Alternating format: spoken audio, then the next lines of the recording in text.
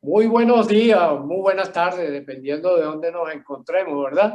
Acá estamos nuevamente en Entre Trances y hoy tenemos un invitado de lujo, Claudio Suárez Infante. Claudio Suárez Infante es politólogo y ha trabajado durante muchísimos años con todo lo que tiene que ver con asesoramiento político y el trabajo de las emociones en el liderazgo y particularmente el liderazgo político.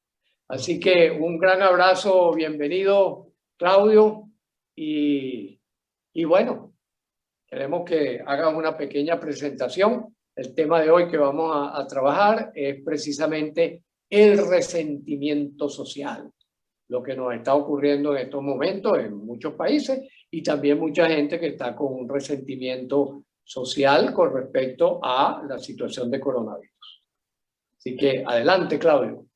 Hola, mucho gusto, de verdad, muchas gracias. Verlos nuevamente, cada uno en diferentes partes del mundo. Es la manera como ahora nos encontramos. Yo desde la isla de Aruba en este momento, que acabo de finalizar un trabajo de asesoría acá en la isla, pues me he venido quedando también un rato disfrutando y agarrándome unas merecidas vacaciones también aquí en Aruba.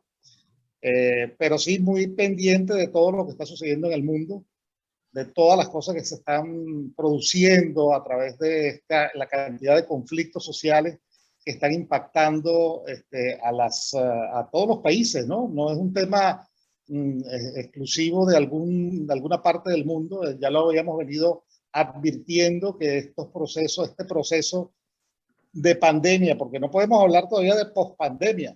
Estamos hablando de un proceso que está activo, muy activo permanentemente en todo el mundo y ha generado una cantidad de situaciones muy particulares que ya algunas de ellas venían desarrollándose como procesos sociales, pero que se han ido acentuando con toda la crisis que se ha generado a partir de la pandemia. Yo he estado en diferentes países de Latinoamérica en los últimos 2 años.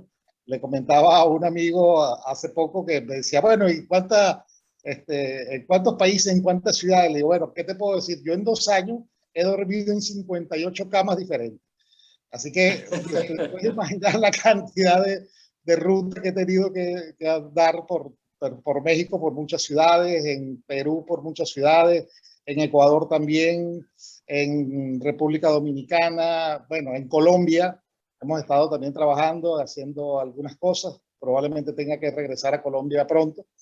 Pero bueno, muy pendientes y a la orden para conversar un tema tan importante como es el tema del resentimiento. El resentimiento social que se viene dado efectivamente y lo sabemos los que nos hemos dedicado desde hace muchos años a los estudios de la mente y el comportamiento humano, que son productos justamente de procesos que individualmente van afectando a la personalidad y ese proceso pues va generando unas condiciones particulares en el actuar, en el comportamiento general de la población. Yo quisiera iniciar, Claudio, y bienvenido al programa. Varios elementos, ¿no?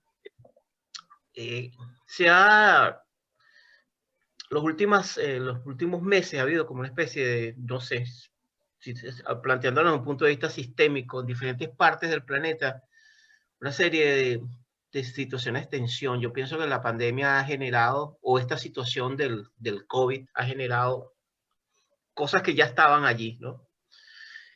Por ejemplo, me llamó poderosamente la atención lo que estaba pasando en Canadá, con la cantidad, la información incluso de cementerios de niños nativos encontrados, más de 500 en una parte. Han habido quemas de iglesias en Canadá.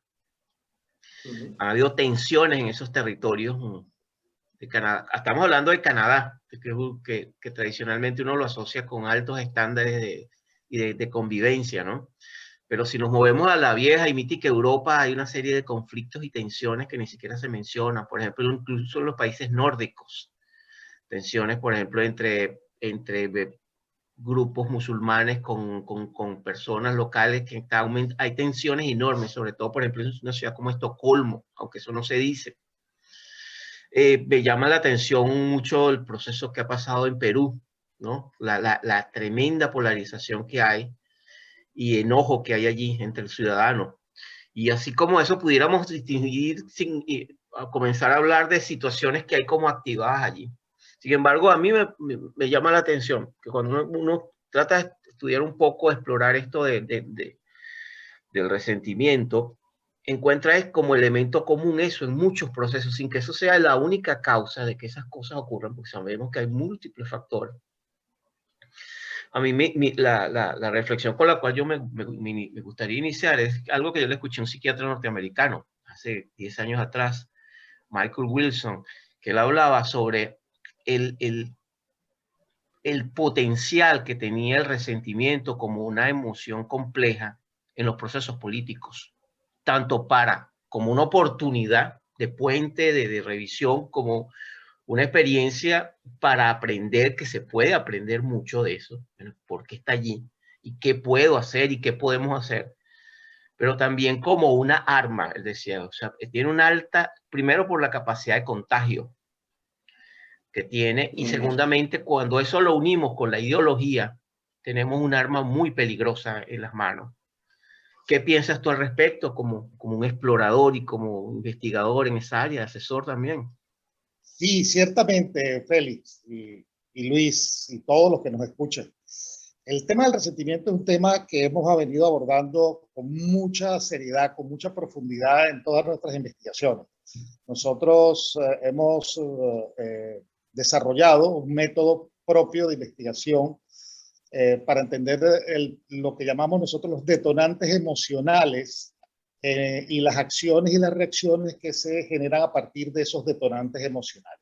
Así que hemos venido trabajando mucho cuáles son las causas de los procesos emocionales, más que el proceso emocional como tal, sino de dónde proviene, cuáles son las raíces de esos procesos emocionales que generan unas acciones y unas reacciones tanto individuales como colectivas, ¿no? Entonces lo hemos llamado los DEA, el estudio de los detonantes emocionales para la identificación de la acción y la reacción de los ciudadanos. Nosotros, por nuestro trabajo en el tema político, pues nos dedicamos mucho a entender cómo es el proceso de definición, de selección de personas en los procesos electorales. Es decir, cómo llega una persona a decidir, a decantarse por algún tipo de liderazgo. Y en ese sentido, pues estudiamos los perfiles, nosotros lo llamamos los perfiles psicopolíticos de la personalidad de liderazgo, donde hemos detectado que hay unos perfiles de la personalidad, que todos tenemos nuestros propios rasgos de personalidad y nuestros perfiles de personalidad, pero hemos logrado encontrar que hay unos rasgos y hay unos perfiles de personalidad que son mucho más importantes en el mundo político a la hora de la identificación del relacionamiento entre los electores y los elegidos. Entonces, a partir de nuestros procesos de investigación, que tienen base epistemológica en muchas investigaciones que se han venido realizando en diferentes universidades. Nosotros hemos estudiado mucho toda la parte investigativa de Paul Ekman a través de sus estudios de las emociones. Nosotros nos hemos empapado mucho de todo lo que son las ZMET, que son las metáforas de Gerald Salman, la metáfora de Salman, que pues, ha desarrollado un proceso de investigación y una metodología propia a partir de estudios de la Escuela de Negocios de Harvard, que han sido muy importantes porque nos han ayudado a entender que efectivamente todo lo que se venía haciendo con respecto a las investigaciones en este momento no está dando los resultados que hace 40, 50 años o hacía inclusive menos, hace 20 años podían ayudar a encontrar respuestas frente a determinadas circunstancias. Ahora ya no es tan importante lo que piensa la gente, ni por qué la gente piensa lo que piensa, sino cómo la gente ha construido ese proceso para poder llegar a tomar una decisión. Es decir, cuál es la raíz de la construcción de un proceso de pensamiento que nace, que está por supuesto, no digamos que nace, pero que está en definitiva muy asociado con lo que son los procesos del subconsciente humano. Entonces, en nuestros procesos de investigación, en todos los países, nosotros empezamos con Luis y yo en Ecuador hace unos cuantos años ya, Luis, ¿no? Empezamos a trabajar, ¿no? Intentando hacer lo que llamábamos el mapa de las emociones de los latinos. Era un poco interesante. Claro, porque habíamos visto que Paul Ekman había realizado con el aval del Dalai Lama y toda la gente de las fundaciones importantes que ayudan a los estudios de la psicología oriental, la psicología budista, que están muy dedicados al tema de las emociones aflictivas, habían creado el universo el Atlas de las emociones. Claro. Y otro grupo de españoles, de psicólogos españoles, habían hecho algo maravilloso que se llamaba el universo de las emociones. Pero eran basados en estudios relacionados con, en el caso de Paul Ekman, solamente anglosajones y japoneses, porque había tenido la colaboración de un grupo de investigadores de Japón. Y en el caso de los españoles, exclusivamente con España y Portugal. Ellos se ven dedicados a hacer el estudio entrevistando a españoles y portugueses fundamentalmente. Entonces no ha habido, y todavía no lo hay, porque nos ha costado Dios y su santa ayuda, porque estos son procesos que hay que conseguir financiamiento importante, y nosotros pues con los pocos recursos que hemos logrado encontrar, hemos ido haciendo algunas investigaciones en algunos países, a partir justamente de los estudios que realizamos para los temas políticos, para las campañas electorales. Entonces aprovechamos y metemos nuestro pedacito allí para hacer investigación puntual sobre los temas que nos interesan. Entonces nos hemos encontrado que efectivamente el silogismo, y ahí para retomar el tema del resentimiento, el silogismo de insatisfacción, frustración, resentimiento y venganza funciona muy fuertemente en nuestra sociedad. Es decir, al mayor nivel de insatisfacción, mayor nivel de frustración, al mayor nivel de frustración, mayor nivel de resentimiento, y a mayor nivel de resentimiento, pues se activan los procesos de venganza, individuales o colectivos. Entonces, ese proceso, primero hay que ponerle encontrarle desde el punto de vista de la psicología qué es un resentimiento. ¿De qué se trata el resentimiento? ¿Por qué la gente se resiente? ¿Qué hace que alguien viva con un proceso aflictivo importante dentro de su pensamiento, dentro de su emocionalidad, dentro de sus sentimientos, que lo convierten en un resentido? Y así le sucede igualmente a las sociedades, le sucede a los colectivos sociales. Entonces, hay una gran carencia inicial. El resentimiento es tiene un inicio fundamental que es la carencia. Es decir, la carencia bien afectiva, bien cognitiva, inclusive, y Luis me podrá corregir, como buen psiquiatra médico que inclusive se está hablando de las carencias biológicas que pueden impactar los procesos de desarrollo de una persona hasta convertirlo en un gran resentido, ¿no? Y se habla, porque bueno, siempre lo hemos dicho, que muchas de las personas que tienen problemas de motores o problemas de discapacidad desarrollan procesos de resentimientos muy fuertes frente a la vida, frente al proceso general de vida, al por qué me pasó esto, por qué estoy paralítico, por qué soy ciego, por qué, etcétera, ¿no? Es decir, y en el resentimiento que nace con esa carencia, hay una conclusión que es donde está el peligro del resentimiento, que es, pues alguien tiene que pagar por esto, por lo que a mí me pasa. Es decir, sí, fíjate, Claudio, que en la entrevista anterior que estábamos hablando con Rómulo Ponte, ¿no? El psiquiatra venezolano, recomendamos al público que nos está mirando que vean esa entrevista también. Poco habíamos hablado de ese loop, ese circuito de realimentación que lleva a resentir Es decir, vuelvo a sentir lo que sentí, ¿no? Y es eso, esa sensación de frustración, esa necesidad, por lo tanto, como de vengarme de algo o de alguien por lo que me produjo, ¿no? Y una de las cosas que mencionábamos, y en esto quiero que nos des tus datos que has recogido por distintos países, que en América Latina había ahorita toda esta tendencia de votar hacia lo que llaman izquierda, no estoy de acuerdo con esas denominaciones, pero en fin, lo que llaman izquierda, ¿verdad? Como una forma de venganza frente a lo anterior, frente a lo que fue la derecha, también entrecomillada, o lo que pudiera ser la tendencia hacia el capitalismo como sistema de producción y el socialismo también como sistema de represión, ¿no? Entonces, esa ola, ese loop que va creciendo nuevamente, ¿no? Es como que tiene una especie de oleaje, ¿no? Pero que has recogido en estos últimos tiempos que has estado viajando tanto, durmiendo, ¿cuánto? 58 camas distintas en 2 años. Sí, sí. Exacto. Y la mayoría, Entonces, y la, claro, y la pero mayoría de las estudiando. veces solo.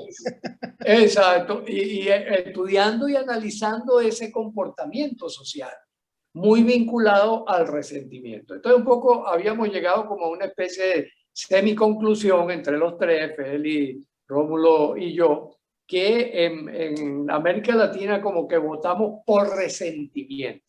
No votamos por la esperanza de lo que puede significar un nuevo líder o un nuevo un nuevo guía pues, para la sociedad, sino por ese resentimiento. ¿Qué es lo que tú has recogido por allí en este viaje por tantos Claro, países?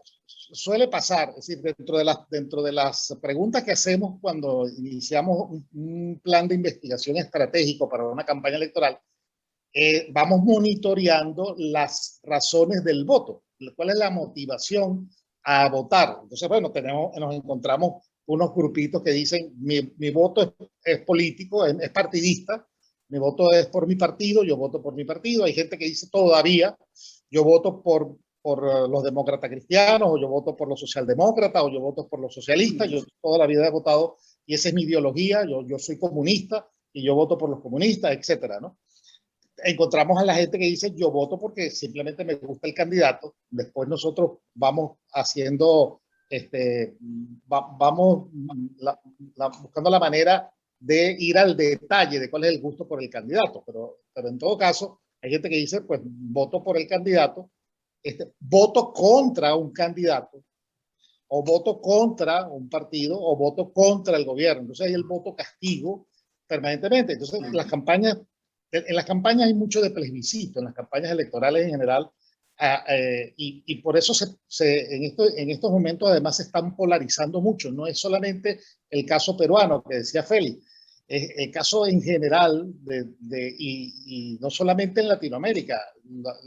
Las circunstancias están generando procesos de polarización, entre otras cosas porque al final de cuentas es más fácil para cualquier individuo sumarse a una posición o a otra posición sin tener que estar discutiendo mucho sobre lo que hay en el medio o lo que hay en el centro de esas dos posiciones. Es decir, entonces, el esfuerzo por integrarse a una propuesta la ganan aquellas personas o aquellos grupos que logran que efectivamente las razones o los argumentos y las emociones que se están manejando se parecen más a lo que las personas están buscando.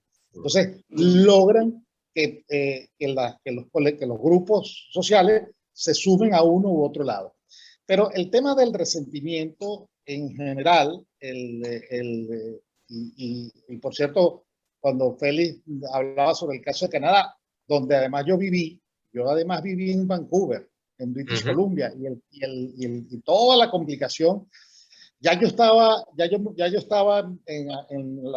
había terminado, ya había estado haciendo mis estudios de psicología, porque yo me fui realmente, después de que me gradué de ciencia política, fue a estudiar inglés en Canadá, pero ya yo venía trabajando con los grupos de los psicólogos amigos en Venezuela, donde habíamos venido trabajando algunos aspectos referidos a los conflictos, a ese conflicto social Sí. relacionado con la conquista.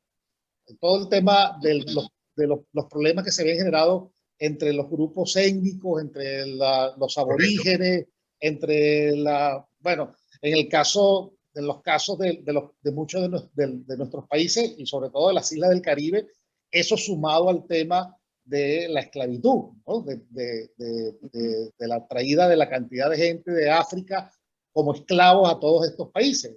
Lo que está sucediendo en Haití, yo creo que todavía es un problema que no se ha podido resolver verdaderamente entre lo que fue el proceso del esclavismo tan fuerte que desarrolló Francia, los procesos con la relación con Francia tan fuerte, y luego pues todo lo que se viene generando. En Vancouver ya en aquel momento yo conversaba con profesores y con amigos de la universidad y ya había un alto grado de resentimiento en los grupos indígenas de esa zona del Canadá. Bueno, imagínate cuando explota este tema de los niños, de las tumbas de los niños y de los orfanatos católicos. Bueno, eso ha generado un conflicto muy grande y creo que además va a seguir generando un conflicto muy grande en la sociedad canadiense, que es una de las sociedades, diríamos, que percibimos como de las más civilizadas y de las más organizadas y la de las más tranquilas inclusive, pero creo que ese proceso va a afectar realmente algunos mecanismos de convivencia tradicional que traían los canadienses. En el caso de Latinoamérica, en el caso de nuestros países, todo ese proceso que hemos venido comentando, que desde la conquista, después todo el proceso de los esclavos, después con el proceso entonces de la confrontación por el poder, la confrontación política entre los caudillos, porque a veces hablamos de que el caudillismo era muy fuerte en Venezuela y que solamente con la llegada de Gómez es que se pudo poner un poco de orden y crear un estado, porque era un poco de caciques por todos lados. Pero eso no es un caso inédito venezolano, es un caso en toda Latinoamérica. El caso mexicano es impresionante. Es impresionante la cantidad de cosas que tú vas descubriendo a través de la historia de México de lo que ha sido los procesos de caudillismo. Y cómo entonces se generan unos conflictos que, aunque Bolívar decía por lo menos le decían que era su frase, que él decía que nos dejaran vivir nuestra propia edad media en Latinoamérica, porque se habían generado unos conflictos de poder tal cual como eran los señores feudales en la época de la Edad Media europea. Pero eso sigue. Sigue. O sea, el cacicazgo latinoamericano sigue presente, sigue estando ahí. Si a esto tú le sumas, si a esto le tenemos que sumar el hecho de que la distorsión en la relación económica es tan grande, es decir, las diferencias en las realidades económicas, inclusive formativas, de las poblaciones de América Latina son tan dispares, pues hay un alto grado de resentimiento permanente, porque además lo que yo no tengo, nosotros lo llamábamos, no sé si te acuerdas, Luis, que nosotros le decíamos el merecimiento por el pobrecimiento, porque era porque los latinoamericanos decíamos que nos lo merecemos porque somos pobres. O sea, nos tienen que dar de todo. Nos tienen que ayudar porque somos pobres. Esa es nuestra principal cualidad para la cual yo debo acceder a la ayuda del Estado, es que soy pobre. Y me tienen que dar de todo, y me tienen que ofrecer de todo, y me tienen que dar becas, y me tienen que dar la ayudita, y me tienen que dar Claro, lo cual es un tremendo detonante para formar el resentimiento, ¿no? Así es. Fíjate que una de las cosas maravillosas que yo encuentro originalmente en tu planteamiento del DEAR, detonante, emoción, acción, reacción, es precisamente como el poder tener claro que hay un patrón detrás de todo esto. Así es. ¿No? Que hay un patrón de comportamiento relacionado con el emocionar, como diría pues lamentablemente ya ha fallecido Humberto Maturana, ¿no? Que el emocionar vinculado al lenguajear, ¿no? Y en ese sentido, fíjate que es como lo que tú estás diciendo, que hay un patrón detrás de todo ese comportamiento en América Latina que parte del merecimiento por empobrecimiento, ¿no? Fíjate que hay un Bien elemento, interesante. hay un elemento que a mí me llama la atención, y que tanto Claudio y Luis, el hecho de que nosotros generalmente, y eso se asocia mucho, se le hace mucha la responsabilidad, y yo creo, por eso creo también la importancia del uso del lenguaje, ¿no? El gran poeta Rafael Cadenas habla de que muchas de nuestras sociedades son sociedades de inválidos del lenguaje, por la mala utilización del lenguaje. Incluso lo ve uno en el llamado liderazgo político, ¿no? Hay un lenguaje que dista mucho de verdad para el ciudadano común, que dista mucho realmente de capacidad realmente de poder no solucionar, pero por lo menos liderizar procesos complejos, ¿no? Y ahí es donde está mi pregunta. ¿Cómo observas tú el liderazgo? Por supuesto, no podemos hacer una generalización de todos los casos, pero en general, el político latinoamericano tiene capacidad, por ejemplo, para escuchar a sus ciudadanos. No te hablo de pueblo, de ciudadanos. O cómo es ese proceso, por ejemplo, tú como asesor, porque a veces se encuentra uno en muchas situaciones cuando vas a asesorar estos grupos que es incluso hasta difícil, ¿no? El aceptar sugerencias o situaciones, sino que, y me remito precisamente a la reflexión que hace Claudio, que estaba haciendo Claudio acerca de nuestras historias, como en muchos casos fabuladas, como diría este escritor venezolano, Herrera Luque, de muchas de nuestras historias son fabuladas, ¿no? Y algo está pasando extraordinario en este momento. La cantidad de historiadores, tanto antiguos como gente de la nueva generación, planteándose una nueva narrativa de la historia, ¿no? Que ese es otro tema, porque exactamente Carl Jung hablaba de los complejos históricos, por un lado. Es decir, que pueblos que no resuelven una narrativa que se les ha planteado y siguen en un loop, no sé, yo siento, yo veo, yo percibo que han pasado 200 años en el caso venezolano, por no decir el caso latinoamericano, porque cuando uno conversa con latinoamericanos de diferentes partes, casi que caemos en los mismos temas, 200 años repitiendo una misma historia y una misma narrativa, donde casi que las nuevas generaciones, o sea, la generación de mi hija y las generaciones de los nuevos tienen la responsabilidad de reeditar el síndrome de los héroes muertos, de lo que hicieron una gente 200 años, ¿no? Y echarle culpas, responsabilidades, por un lado, y me parece que eso es terrible, porque no hay una narrativa de plantearte una nueva visión de posibilidades, de creatividad, de construcción de un nuevo proyecto de civilidad, ¿no? Eso por un lado.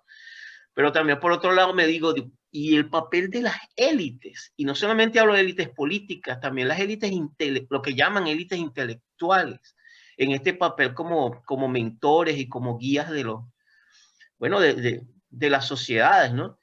¿Cómo ven ustedes eso y cómo ves específicamente, Claudio, tú Sí, fíjate, hay un elemento, yo creo que todo el esfuerzo que se puede hacer para generar una nueva narrativa frente al relacionamiento del individuo con el poder, y con las relaciones sociales en general. De una de las dificultades, yo soy un apóstol de los planteamientos de Luis sobre el CEPA y sobre el manejo de las dimensiones de vida. Yo lo que pasa es que le añadí a las 4 dimensiones con las que Luis trabaja, yo le añadí 2 más, le añadí la financiera y la sexual. Separé la sexual de la dimensión social y dije, los individuos tienen que trabajar 6 dimensiones. Pero, y voy por todas partes, en todos los lugares donde puedo. Yo doy muchas charlas, doy talleres, de liderazgo, yo tengo un programa que se llama Si yo fuera candidato, y que es un taller especializado en trabajar el tema del liderazgo político, sobre todo en los jóvenes. Y tengo otro que se llama el liderazgo de la nueva realidad, que es que lo he ido adecuando al tema del funcionario público, es decir, de cómo los funcionarios deben entender, el funcionario público debe entender, y cuando hablo del funcionario público te hablo del presidente hasta del portero, es decir, cómo los funcionarios públicos deben entender que hay un proceso que así se ha modificado de forma importante en la conexión entre los individuos. Pero tenemos un problema gravísimo en este momento, Félix y Luis, que es el avasallamiento tan grande que tenemos de las redes sociales y del uso del Internet. Es decir, parar cualquier cosa, porque es que ahora cualquiera dice lo que le da la gana y crea tendencia. Y si la pega, pues bueno, se vuelve viral, y esa es la gran verdad de la humanidad en ese momento. Entonces, todo este movimiento de los influencers, todo el movimiento de los youtubers, todo el movimiento de la gente que está generando algún tipo de impacto a través de las redes sociales, evidentemente crea dos cosas. Crea primero una gran dificultad para desarrollar posiciones que de verdad puedan hacer modificaciones hacia bien, en positivo, de la conciencia colectiva, que es muy importante. Pero crea, por otro lado, altos grados de resentimiento, que es lo que estamos tratando de entender. Porque evidentemente la venta del éxito, la venta todo lo que se está vendiendo y lo que se está mostrando en redes, lo que está generando es una gran brecha, una brecha cada vez mayor entre los que dicen que pudieron y los que no están pudiendo o no van a poder. Entonces, claro, y los que dicen que pudieron y en realidad no pudieron. La gran mayoría, ¿no? el 90%. Exacto, sí. Pero lo que se muestra es lo que se cree. Entonces tú ves a las chicas mostrándose, bueno, maravillosas fotos, no sé cuánto, en lugares paradisíacos, tomando champaña. Bueno, las chicas todas creen que pueden llegar a tener ese nivel y empiezan a hacer TikTok y empiezan a hacer lo que sea para poder entrar en el mundo del reconocimiento social. Porque uno de los grandes procesos uno de los grandes resentimientos de la vida es el desconocimiento. Es decir, el que no me reconozcan socialmente. Eso genera un alto grado de resentimiento en los individuos. Pues cada vez ese proceso va generando un impacto mayor, y lo que es peor, que es lo que decía Félix, es que no hay y ahí te respondo directamente la pregunta sobre el liderazgo latinoamericano. Yo creo que está verdaderamente enfermo y absolutamente desadaptado de la realidad de sus países. Es decir, yo creo que primero hay la enfermedad, esa enfermedad que siempre la ha habido en los políticos, pero que en este momento está muy relacionado con un acto de inmensa sobrevivencia personal. Hay una pregunta que no quiero que se me escape con respecto, para hacérsela a Claudio. Claudio, en las elecciones recientes de Perú hubo virtualmente un empate técnico. Y bueno, y ahí creo que todavía sigue en discusión el asunto, están tratando a lo mejor de enmascararlo, no sé qué es lo que están buscando. Pero yo tengo una lectura que quiero que tú la analices también. La lectura es que el pueblo le ha dicho a los políticos, pónganse de acuerdo. Es decir, esta idea de que 50% está inclinándose hacia un lado, 50% está inclinándose hacia otro, nos habla de que la solución, si viene solo de parte de un grupo, va a crear resentimiento en el otro grupo. Por lo tanto, creo que es como un grito de auxilio de la población que al dividirse en esos dos grupos, lo que está diciendo es, por favor, pónganse de acuerdo y estructuren una nueva manera de ver la ciudadanía, de ver la polis. ¿Qué opinas al respecto? Bueno, fíjate, yo voy a terminar la parte que venía desarrollando sobre la enfermedad sí, por de los favor. políticos en Latinoamérica, en el mundo, creo, pero fundamentalmente lo que no hemos visto, lo que estamos en Latinoamérica, lo percibimos muy claramente. Los niveles de soberbia son cada vez mayores, los niveles del político, ese político que es que yo me las sé todas, más una, y por lo tanto yo no tengo que estar buscando ni siquiera asesores, ni siquiera los asesores que busco, los busco para que me ayuden en el tema de las campañas, para las cosas específicas de las campañas, cómo meterme bien a través de las redes, llegarle a la gente a través de las redes, cómo tener una buena foto, cómo hacer un buen jingle. Pero cuando tú empiezas a conocer la densidad, realmente la profundidad del pensamiento político de los actuales políticos de Latinoamérica, te da una pena grandísima. Una tragedia. Es una tragedia. Una tragedia. Y tiene mucho que ver con cuando se acabaron los procesos de formación del liderazgo en Latinoamérica con el inicio de las organizaciones políticas. Recuerda que pues, antes de las ideologías, pues la gente votaba por posturas o por propuestas muy específicas de unos que otros candidatos. Después entonces se crearon los procesos ideológicos y nacieron entonces todas las ideologías, la democracia cristiana, la socialista, la socialdemócrata, los comunistas, etcétera. La gente empezó a votar por ideología y después por organizaciones políticas. Ya no se votaba por ser demócrata cristiano, sino se votaba en el caso de Venezuela por COPEI o Acción Democrática, en Aruba al MEP o ABP, en Colombia liberales y conservadores, etcétera, ¿no? Entonces, después entonces la gente empezó a votar por los candidatos. Y al empoderar y personalizar el voto, empezó el proceso de desgaste real de la formación de equipos de liderazgo, de equipos dirigenciales en nuestros países. Y los partidos, de lo que fueron los partidos que tenían la vocación, la intención de formar a sus juventudes en los procesos de liderazgo, se convirtieron en simplemente estructuras electorales. La necesidad de ganar elecciones simplemente. Y lo que yo cuando fui dirigente estudiantil, yo me metí mucho, hice mucha vida como dirigente estudiantil en la Universidad Central de Venezuela. Fui el máximo dirigente de la democracia cristiana en la Universidad Central de Venezuela durante 5 años. Ocupé todos los cargos de representación estudiantil en todos los gobiernos y cogobiernos en la Universidad Central de Venezuela. Y nosotros teníamos equipos de pensamiento, equipos de discusión, y había una valoración importante sobre hacia dónde ir no solamente desde el punto de vista político, sino cómo ir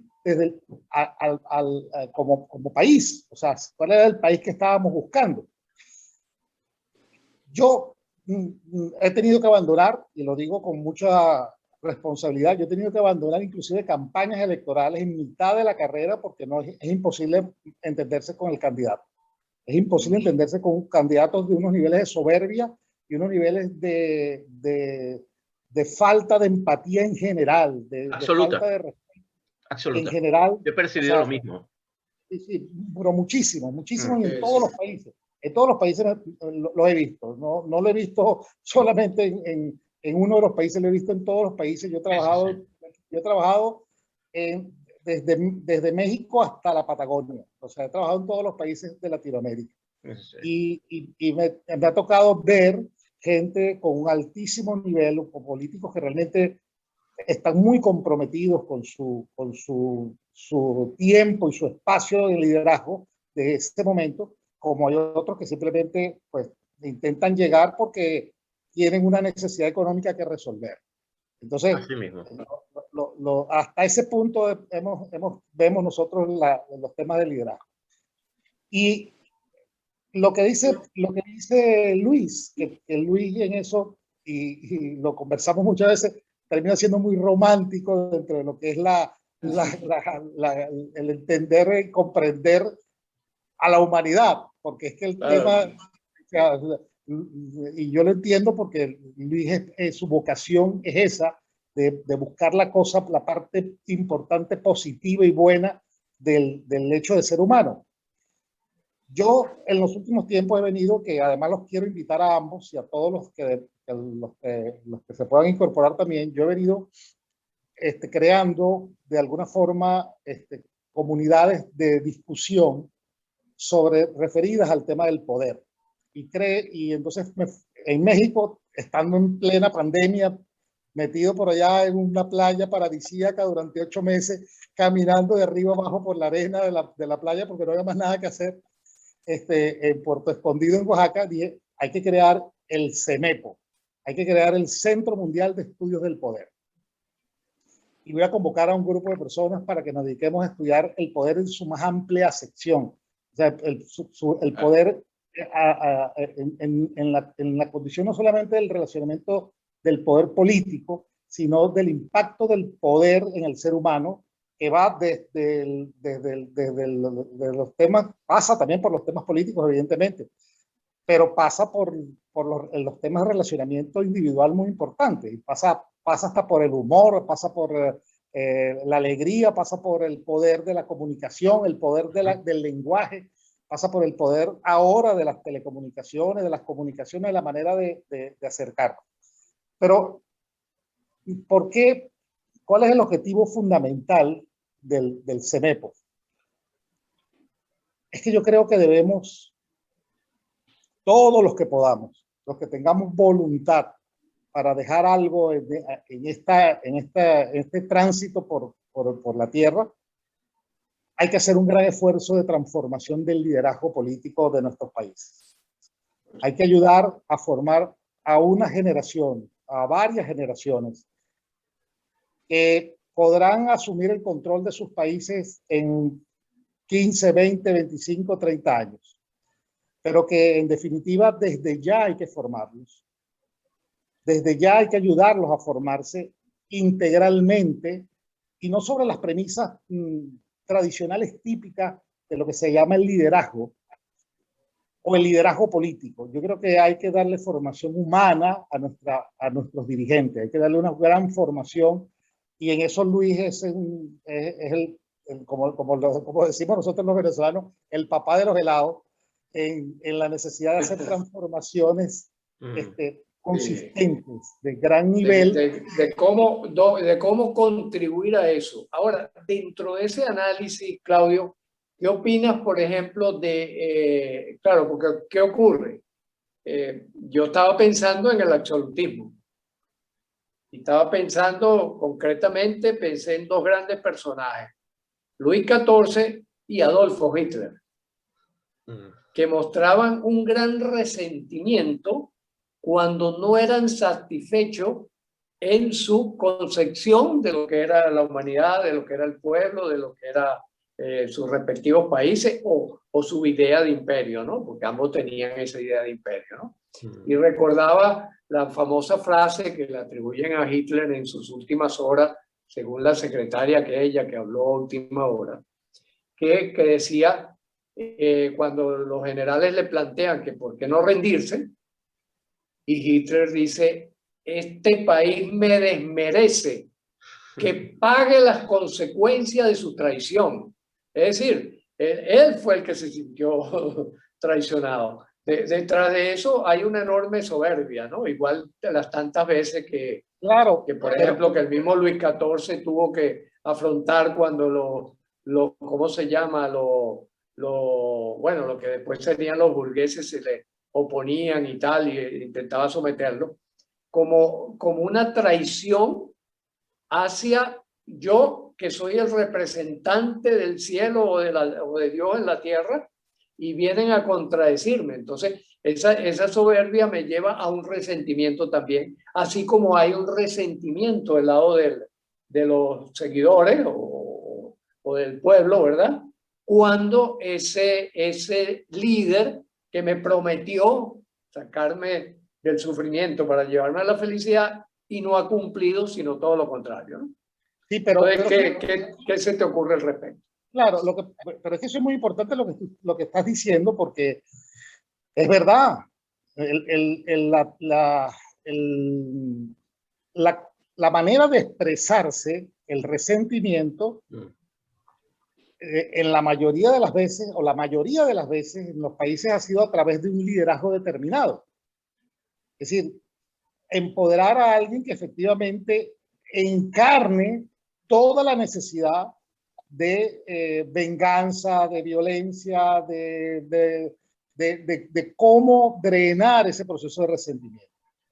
O sea, yo creo que Chávez fue un canal perfecto de expresión del resentimiento venezolano con un gran resentido, que era él. Una persona que tenía grandes problemas, tenía grandes niveles de resentimiento individual, de frustraciones personales muy grandes, que terminaban entonces generando resentimiento y, por supuesto, bueno, a eso él le fue sumando su necesidad de controlar el poder. Ya cuando empezó a tal vez a ser menos resentido, fue más peligroso porque era el hombre el que entonces tenía el control del poder en Venezuela. Pero lo vemos en muchas circunstancias, lo vemos en muchos países, lo vemos con muchos presidentes. Lo que pasó, lo que del 50% de la población, el 50.082% de la población peruana que votó por Pedro Castillo, encontró en Pedro Castillo el canal de expresión de su resentimiento. Yo se los decía a los peruanos, con quien tengo una gran relación de todo tipo, de trabajo, de amistad, de asesoría, tengo clientes allá. Pero yo se los decía y no me querían creer que el tema del resentimiento del peruano ni siquiera era un resentimiento referido a los ricos y los pobres. No era un resentimiento contra los ricos. Y la muestra es que los barrios más pobres de Lima votaron por Fujimori. Exacto. El problema de vida que se había construido desde hace mucho tiempo un gran resentimiento entre la provincia y la capital. Si ustedes van a Perú y recorren Perú, se dan cuenta de la gran diferencia que hay entre Lima, que es una capital de talla mundial, y el resto de las ciudades del Perú. Son ciudades totalmente abandonadas, completamente abandonadas. No existe en Perú como existe en Colombia, como existe en Argentina, como existe en Chile, como existió en Venezuela, porque ya bueno, de Venezuela todas nuestras ciudades están destrozadas, pero nosotros teníamos grandes ciudades aparte de Caracas. Sí, sí, sí. Maracaibo era una gran ciudad, Barquisimeto era una gran ciudad, Valencia una gran ciudad, Maracay. Teníamos ciudades importantes y ciudades de buen nivel de vida en todo nuestro territorio nacional. Igual con Colombia. Además de Bogotá, Medellín es una gran ciudad, Cali es una gran ciudad, Cartagena es una gran ciudad, es decir, y así sucesivamente en los diferentes, y te cuento de México. México, cada ciudad es una ciudad espectacular.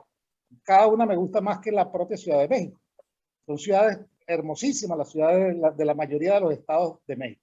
Entonces, había un resentimiento tan importante en la provincia peruana que se la estaban cobrando a las élites limeñas. Y la polarización se genera y fíjate cómo gana. Pedro Castillo pierde Lima, pero gana el resto de las provincias. Y ese resentimiento sigue ahí. Los niveles de abandono de ciudades tan importantes como Piura, como Ica, como la misma Trujillo o Arequipa, que se habla y la gente cree que Arequipa y Trujillo, que son las otras dos ciudades importantes, son ciudades bonitas, son horribles. Están destrozadas, están abandonadas. Más allá del Cusco, por el hecho de ser una de las ciudades turísticas importantes del mundo, pues que es una ciudad bonita donde se han asentado grandes hoteles y grandes desarrollos turísticos en general. El resto del Perú fue abandonado por el liderazgo. Desde Belaúnde Terry, que fue el último presidente que le puso atención a la provincia peruana, no se hizo más nada por la provincia peruana. Entonces, ese proceso, volviendo al tema del liderazgo, de los individuos, de la necesidad de que tengamos gente de alto nivel, preparados, formados desde muchachos, porque lamentablemente me he tenido que reunir inclusive con jóvenes ya de entre 25 y 30 años que están aspirando a cargos políticos, vienen con un nivel de contaminación tan grande que a veces creo que son irrecuperables muchos de ellos. Entonces, ¿qué está pasando? Que hay que agarrar a los jóvenes, hay que agarrar a los chicos de 15, 16, 17 años y empezar a generar un proceso de transformación importante que los ayude inclusive a desarrollar independencia económica para que no tengan que depender, de nadie para desarrollar su liderazgo. Claudio, pero también ese es otro punto interesante, y cuando uno lo reflexiona, por ejemplo, yo puedo decir muy orgullosamente de que yo, si alguien me pregunta de qué vive, yo te digo de mi trabajo, y te puedo dar mi cédula de identidad y puedes revisar a ver si yo he estado en algún acto de corrupción. Es decir, no lo estoy, me siento orgulloso de eso, o sea, transparentemente. ¿De qué vives? De cada centavo de dólar me lo gano trabajando. Pero cuando tú le preguntas, y eso yo pienso que es el sentimiento que tiene la inmensa mayoría de los ciudadanos en América Latina. España es otra historia, pero va muy parecido, pero vamos a hablar del caso latinoamericano.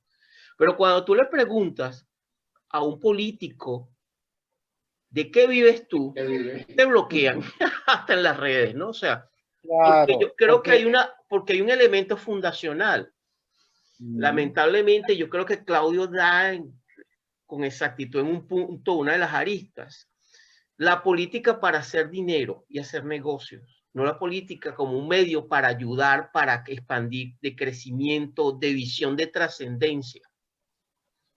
Y yo creo que ahí es donde está uno de los puntos de quiebre, que no es únicamente la clase política, que yo honestamente, mientras pasan los años, mientras más he viajado, más me doy cuenta, más menos, wow, porque es que te das cuenta de que hay una distorsión, hay un gap entre lo que es la necesidad, las aspiraciones del ciudadano de a pie con respecto a las élites.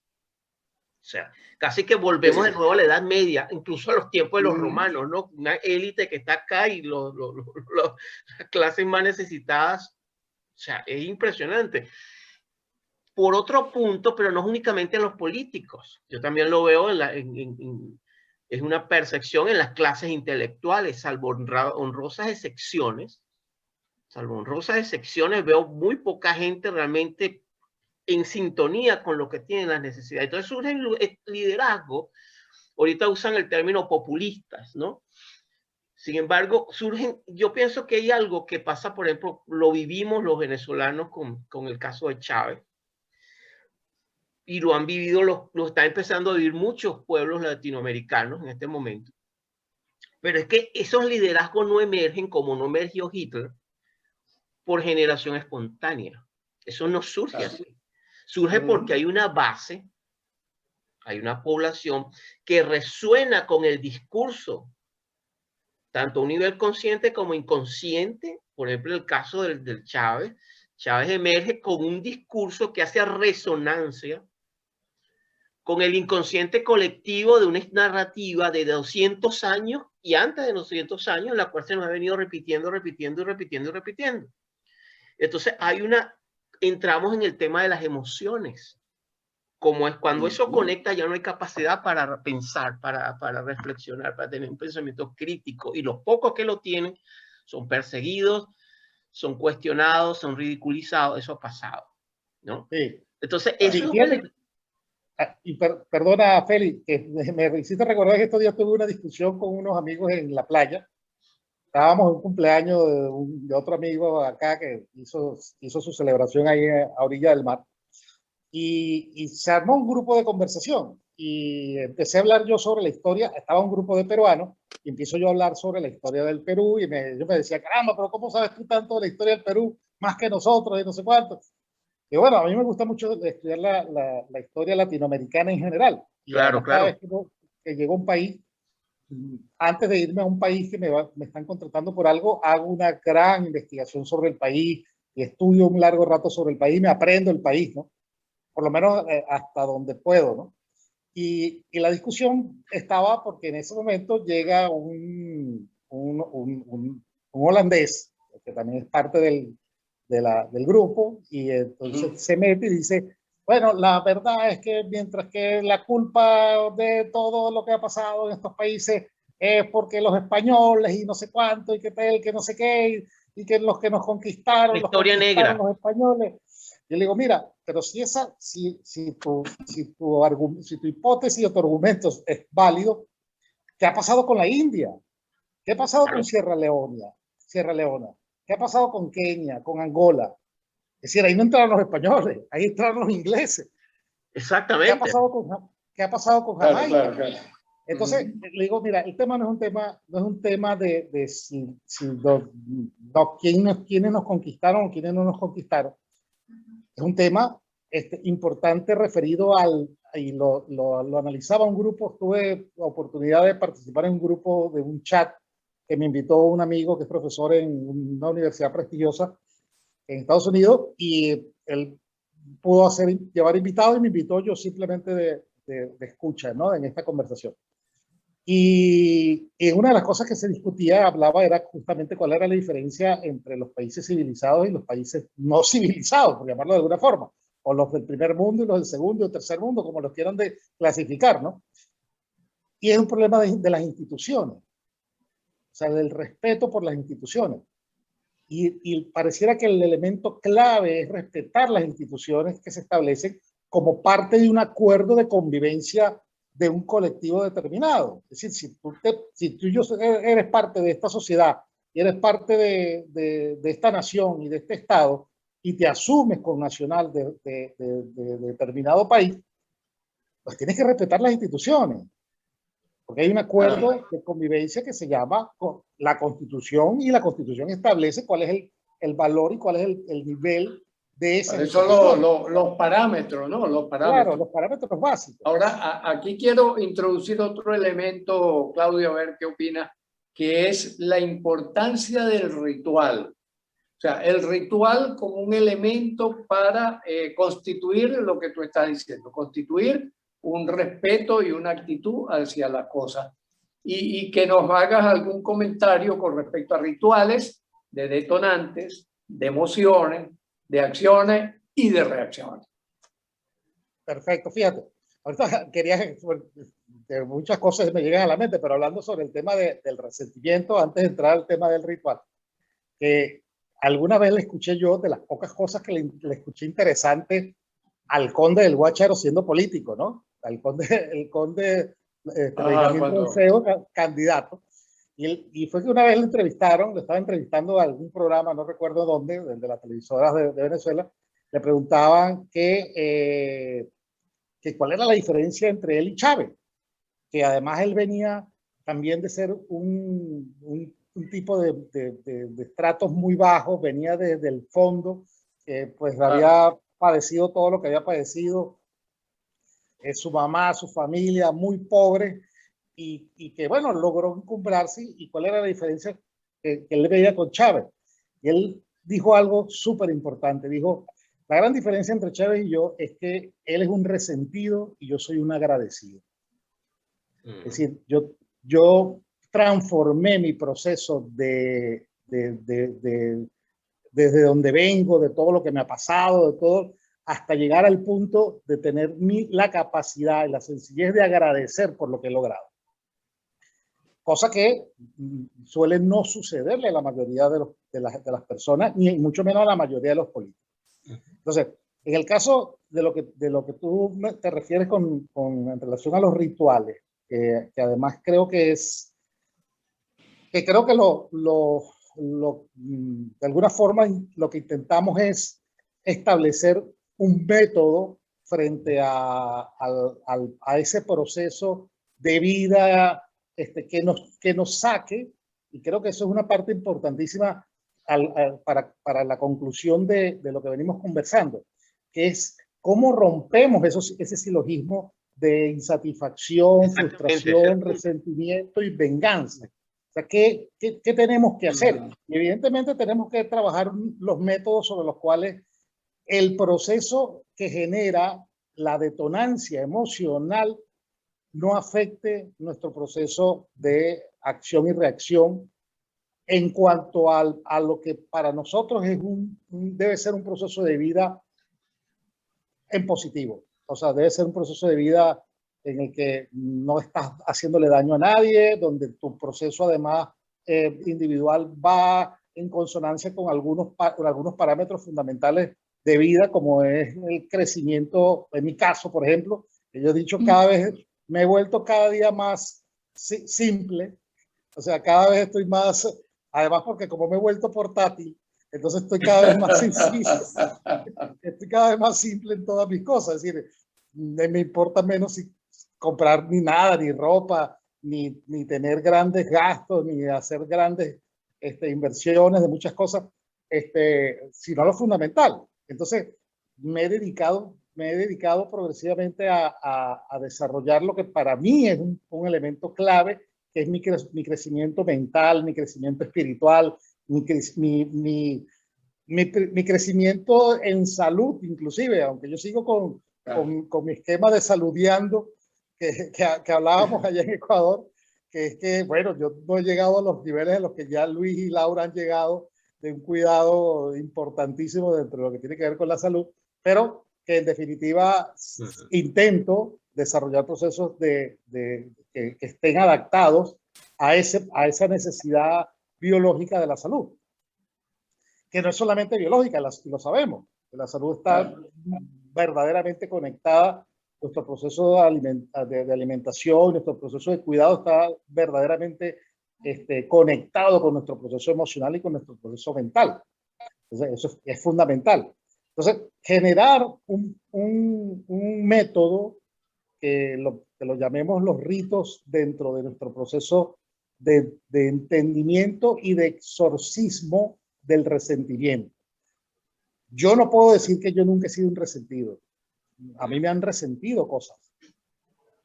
Es decir, yo he tenido procesos de vida que me han afectado y que, como lo decimos los venezolanos, nos da rabia, nos da rechera. Pues.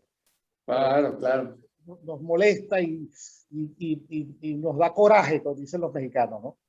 Pero ese proceso hay que irlo exorcizando, hay que irlo transformando, hay que irlo valorando.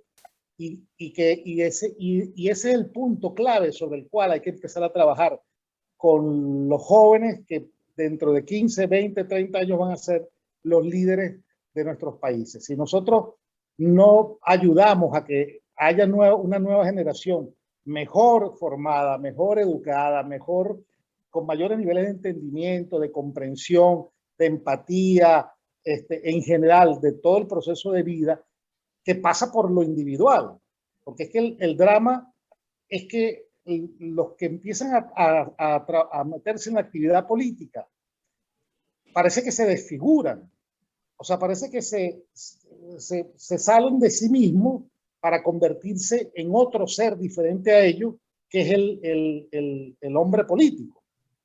Entonces, exacto, pareciera que necesitan tener otra personalidad y otra actitud, y resulta que entonces el ser en su esencia fundamental está borrado y no está gobernando, y está gobernando el tipejo que se ha formado bajo una concepción relacionada con todos los temas de complicación que lleva la misma política.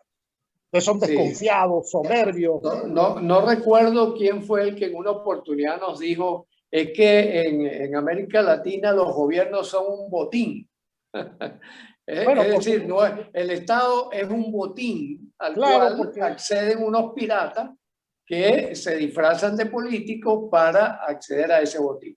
Claro. Ahora, ¿tú no crees que se necesita un salto de orden lógico para tú pasar de lo egocéntrico, que es lo que se está cultivando en la actualidad, a lo ecocéntrico o a lo altruista, ¿verdad?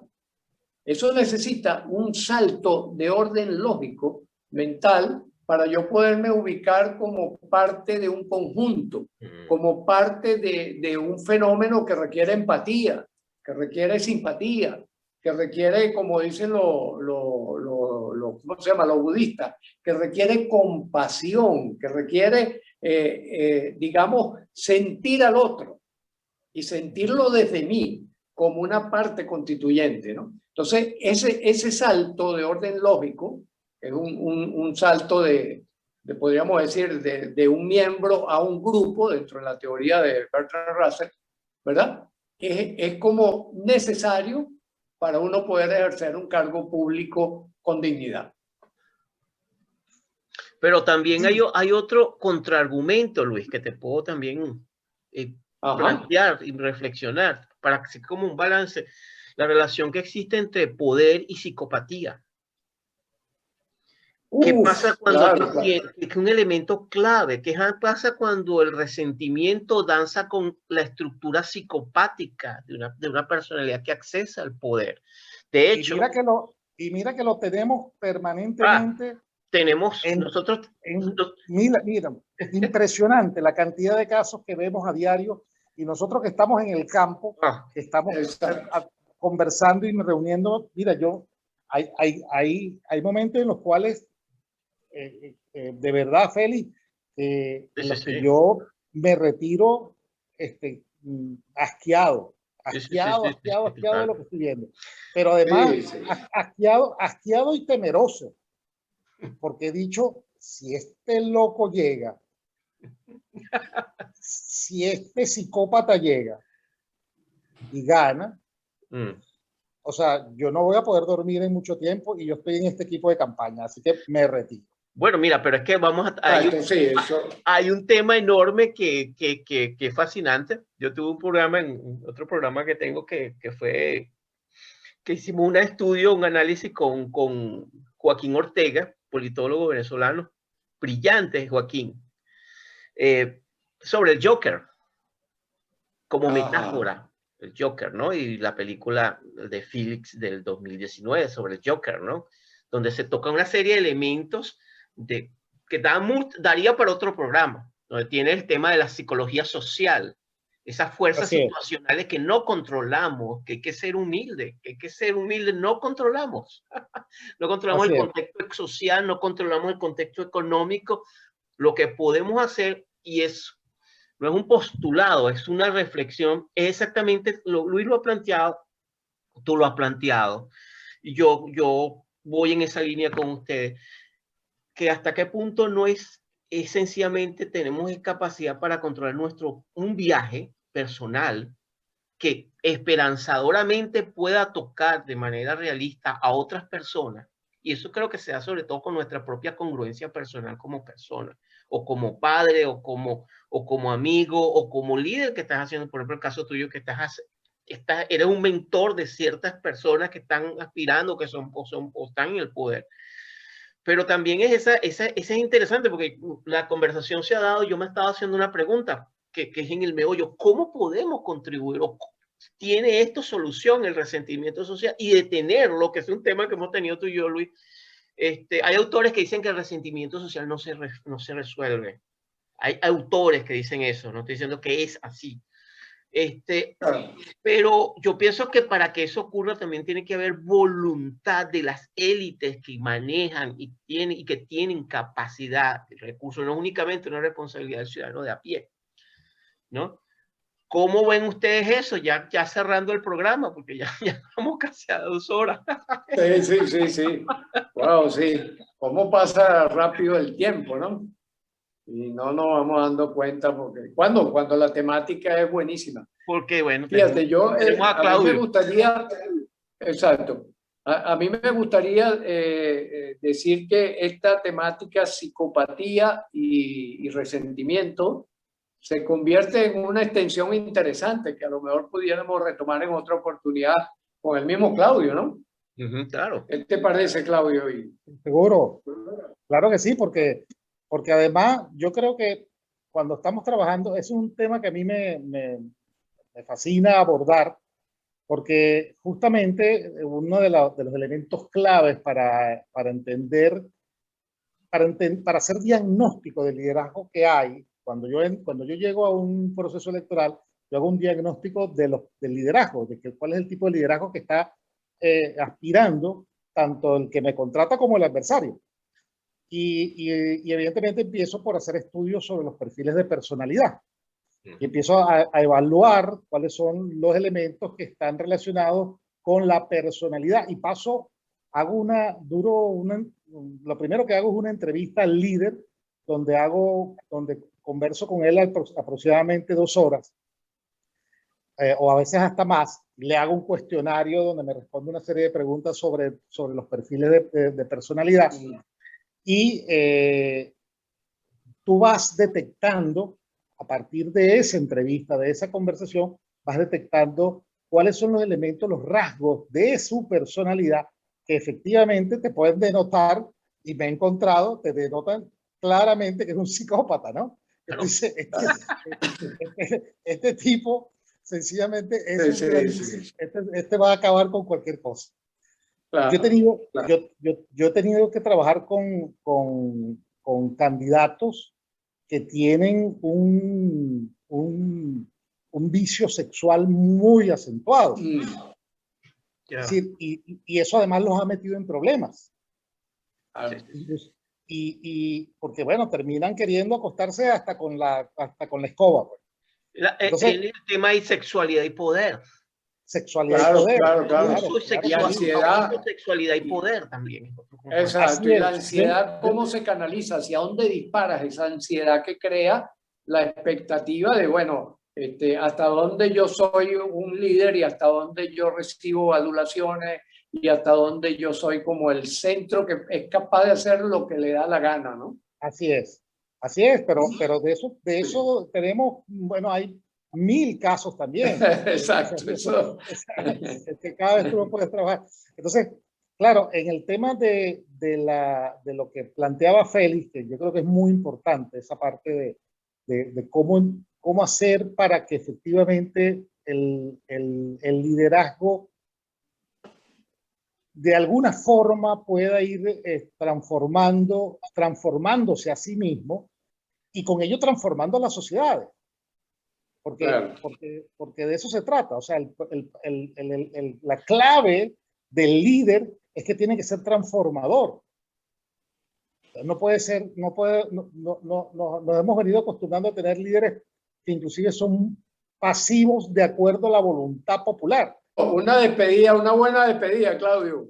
Bueno, gracias a ustedes, gracias Félix. Bueno, estás en Australia, ¿no? Sí, sí. Y mi querido Luisito, que está en el Ecuador, pues mucho cariño a todos, a todos los venezolanos en cada uno de nuestros países, en todo el mundo, como estamos regados ahora.